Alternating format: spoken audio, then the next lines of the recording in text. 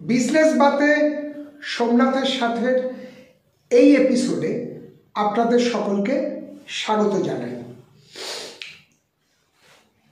আমাদের এই চ্যানেলটিকে সাবস্ক্রাইব করে বেল আইকন টিপে নিয়মিত অনুষ্ঠান পেতে সঙ্গে থাকুন। ইদানিং গত 4-5 বছর যাবৎ আমরা একটা জিনিস লক্ষ্য করছি। হঠাৎ করে দেখা যাচ্ছে যে আমার আপনার চারদিকের পারিপার্শ্বিক পরিমণ্ডলে বেশ কিছু মানুষজনের চাল চলন, কথাবার্তা, আচার আচরণে এক অন্য মাত্রার পরিবর্তন এসেছে। এ ধরনের পরিবর্তন জেনারেলি আমরা সাধারণত দেখতে পাই যদি তাদের আর্থিক অবস্থার একটা হঠাৎ করে পরিবর্তন ঘটে। এই পরিবর্তনটা কিন্তু বিভিন্ন রূপে আসছে, কিন্তু কোথাও একটা সাধারণ মানুষের মধ্যে একটা একটা খটকা লেগে রয়েছে এই পরিবর্তনের পেছনে। এই যে হঠাৎ করে তাদের আচার আচরণের পরিবর্তন, বিলাস বৈভব বেশনের পরিবর্তন, এমনও দেখা যাচ্ছে আপনার সীমাবর্তী আপনার পরিমণ্ডলের চারিদিকে তারা মোটামুটি একটা নর্মাল লাইফ লিড করছেন, কিন্তু সামাজিক মাধ্যমে অর্থাৎ ফেসবুক বা আরও অন্যান্য যে সমস্ত সোশ্যাল মিডিয়া এখন অ্যাভেলেবেল, সেখানে কিন্তু তাদের যে সমস্ত আচার আচরণ, ছবি, কথাবার্তা পোস্ট হচ্ছে, সেখানে এক অদ্ভুত পরিবর্তন আমরা দেখতে পাচ্ছি। এর পেছনে একটি অর্থনৈতিক উন্নয়নের মাপকাঠিকে আমরা হয়তো ধরে নিচ্ছি, ঠিক আছে, কিন্তু আপনি বা আপনার পরিমণ্ডলে থাকা এই সমস্ত মানুষজন কি তাদের আয়ের জায়গাটা একটু বাঁকা পথে খুঁজে নিচ্ছেন না তো? এবং মজা হচ্ছে, আপনি বা আপনার পরিবারের অনেকে হয়তো দেখতে পাচ্ছেন যে আপনাদেরকেও ঘুরিয়ে ফিরিয়ে অফারটা কিন্তু দেওয়া হচ্ছে, আমি রোজগার করছি, কি করো না, ব্যবসা করি না, অমুক করি, তুমি যদি চাও তুমি আমার সঙ্গে করতে পারো, বেশি কিছু ব্যাপার নয়। হ্যাঁ, এই রোজগারের কিন্তু একটা নির্দিষ্ট পদ্ধতি আছে। আমরা আজকে ঠিক যে বিষয়টা আপনাদেরকে বলতে চাইছি, বিষয়টির নাম হচ্ছে বা বিষয়টির অর্থনীতিতে মানি মূলে হিসাবে আইডেন্টিফাই করা হয়েছে। এবং যেটা সবথেকে বড় কথা সেটা হলো যে এই মানি মূলের কেন্দ্রবিন্দুতে কিন্তু থাকতে হবে আপনার এক বা একাধিক ব্যাংক অ্যাকাউন্ট। মাঝে ওই যে আমরা শুনতাম না, জনধন যোজনার অ্যাকাউন্টে হঠাৎ করে টাকা চলে এলো, যার অ্যাকাউন্টে এলো তিনি বলছেন আমি জানি না, সত্যি হয়তো তিনি জানেন না কিংবা জানেন, দুটোই ইকুয়ালি কিন্তু সত্য। এবং এই অর্থ ব্যবস্থা ধীরে ধীরে গোটা সমাজকে গ্রাস করছে। এটা হলো একটা এমন পদ্ধতি যে অ্যাকাউন্টে একজন ব্যক্তি অবৈধভাবে অন্য ব্যক্তির অ্যাকাউন্টে অর্থ স্থানান্তর করেন। এবারে মানি মূলের অর্থ হলো খচ্চর। তো এই খচ্চর কথাটা কিন্তু অ্যাকচুয়ালি আমাদের সাধারণ মানুষকেই বোঝানো হচ্ছে, যারা এই বিষয়টার প্রতি আকৃষ্ট হচ্ছেন। এবং এই যে অর্থ স্থানান্তর হলো, তাহলে আপনার অ্যাকাউন্টে ধরুন পাঠানো হলো, আপনি তাহলে কি পাবেন? আপনি পাবেন এই অর্থের একটা অংশ, সে 2%, 2.5%, 3%, এটসেট্রা। এবারে যে অর্থটা এলো, আপনি আপনার অর্থ মানে যে অ্যাকাউন্ট, সেই অ্যাকাউন্ট থেকে কিন্তু টাকাটা তুলে ওই পার্সেন্টেজটুকু বাদ দিয়ে আপনার অ্যাকাউন্টে টাকাটাকে তুলে, অ্যাকাউন্ট থেকে টাকাটা তুলে আবার কিন্তু আপনি কাউকে পেমেন্ট করলেন। দেখানো হচ্ছে হিসাব শাস্ত্রের ভাষায় পেমেন্ট, কিন্তু আদপে এইভাবে অর্থ কিন্তু আবার স্থানান্তরিত হয়ে গেল সেই ব্যক্তির কাছে যেখান থেকে অ্যাকাউন্টে টাকা এসছে। সবথেকে মজা হলো যে এই অ্যাকাউন্টে টাকা যার কাছ থেকে এসছে, অর্থাৎ চূড়ায় যিনি বসে আছেন, তাকে কিন্তু আপনি সহজে পাবেন না। খুব কঠিন, খুঁজে পাওয়া খুব কঠিন, কারণ এই অর্থ একের পর এক বিভিন্ন লোকের অ্যাকাউন্টে কিন্তু চলে গেছে। ধরুন 1 কোটি টাকা আইডেন্টিফাই করা হলো যে 1 কোটি টাকা ডিস্ট্রিবিউট হবে। দেখা গেল 5 জনের অ্যাকাউন্টে 20 লাখ টাকা করে পৌঁছে গেছে, 1 কোটি টাকা চলে গেল। যিনি চূড়ায় বসে আছেন তিনি কিন্তু তখনই পেমেন্টটা নিচ্ছেন না। এই 5টা অ্যাকাউন্ট থেকে আবার দেখা গেল যে 10টা অ্যাকাউন্টে টাকাটা চলে গেছে, অর্থাৎ 20 লাখ টাকা 10টা অ্যাকাউন্টে 2 লাখ টাকা করে গেছে। আপনি ওই 20 লাখ টাকার পার্সেন্টেজ পেয়েছেন, বাদ দিয়ে বাকি টাকাটা চলে গেছে। এবং এই যে 10 জন পেল, সেই 10 জন কিন্তু আবার টাকাটা ভাগ করে পেয়ে গেল এবং তাদের নির্দিষ্ট পার্সেন্টেজ পাওয়ার পর বাকি টাকাটা চলে গেল। আরে টাকাটার যেহেতু রোজগারের উপার্জনের মাধ্যমটাই অনৈতিক, যিনি ওপরে বসে আছেন তার এই পার্সেন্টেজ দিতে এমন কোনো ব্যাপার নেই, তার কাছে মানে কোনো ব্যাপারই নয়। এটা প্রথম লেভেলে দিয়েছেন 2% বা 2.5% বা 3%, পরের লেভেলে দিলেন উনি 1%, 4%, টোটাল টাকার 4% তিনি ডিস্ট্রিবিউট করলেন। এই যে চক্র, এই চক্রটা কিন্তু ক্রমশ আমাদের সমাজকে ঘিরে নিয়েছে।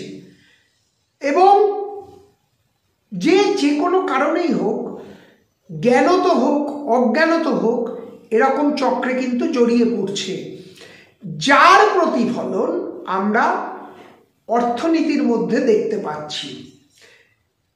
টাকাটা যাদের কাছে সেন্ট্রালাইজড হয়েছিল, তারা কিন্তু বিভিন্ন পদ্ধতিতে দেখিয়ে দেবে যে আপনি কেন তাদেরকে টাকা দিলেন, আপনি কিন্তু জানতেও পারছেন না।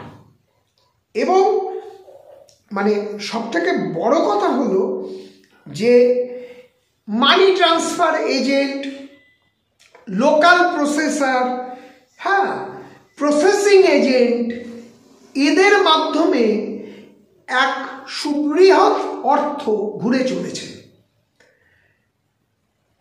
এইভাবে দেখবেন আপনি জমি বাড়ি যা বিক্রি করতে চাইছেন, যখনই কোনো কিছু বিক্রি করতে চাইছেন, দেখবেন হয়তো আপনি একজন কাউকে দায়িত্ব দিয়েছেন, কিন্তু পেমেন্টের প্রসঙ্গ যখনই আসছে তখনই বলছে আমরা 5 জন আছি। এখানেও কিন্তু কায়দা করে অর্থ রোটেশনের একটা চক্র গড়ে উঠেছে, যার জন্য সরকার বিভিন্ন পদ্ধতি অবলম্বন করছে বিভিন্ন লেনদেনের ক্ষেত্রে। আটকানো কিছু কিছু ক্ষেত্রে অবশ্যই গেছে, এবং এর মানে সত্যি কথা বলতে কি এর কোনো সীমা পরিসীমা এখনো অবধি খুঁজে পাওয়া যাচ্ছে না, যে কারা জড়িয়ে নেই, কিভাবে কি হচ্ছে না হচ্ছে। কিন্তু অর্থনীতির জায়গায় সরকার কিন্তু এই বিষয়টায় খুবই সতর্কভাবে নজরদারি শুরু করেছে, এবং এই যে তৃতীয় পক্ষকে যে টাকা ট্রান্সফার করা হচ্ছে, এর জন্য অ্যাকাউন্টও ব্যবহার করা হচ্ছে। আপনি দেখছেন এটা একটা কোম্পানির অ্যাকাউন্ট, কিন্তু আলটিমেটলি দেখা যাচ্ছে এই কোম্পানিটার এসক্রো অ্যাকাউন্ট, অর্থাৎ অস্থায়ী অ্যাকাউন্ট দিয়ে এই সমস্ত কাজকর্ম হচ্ছে। আপনি যদি ভাবেন যে খুব অশিক্ষিত লোকেরা এর সঙ্গে জড়িয়ে আছে, তাও নয়, এর সঙ্গে বহু শিক্ষিত লোকেরা জড়িয়ে আছে।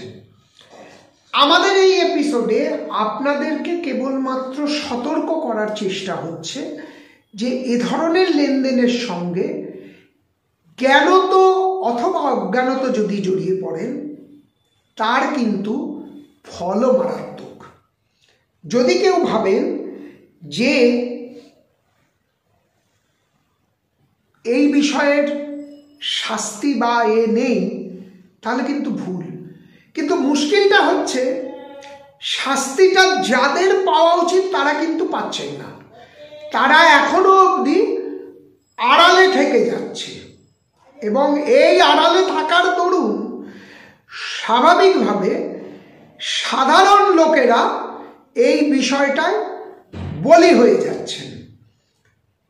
ঘটনা ঘটছে না তা নয়, এবং অনেকে বাঁচার অনেকভাবে চেষ্টাও করছেন, কিন্তু এই ধরনের স্ক্যাম ভারতবর্ষে তুলনামূলকভাবে আগে মেরে কেটে বছরে যদি 10টা হতো, এখন কিন্তু বছরে 1000টার বেশি হচ্ছে।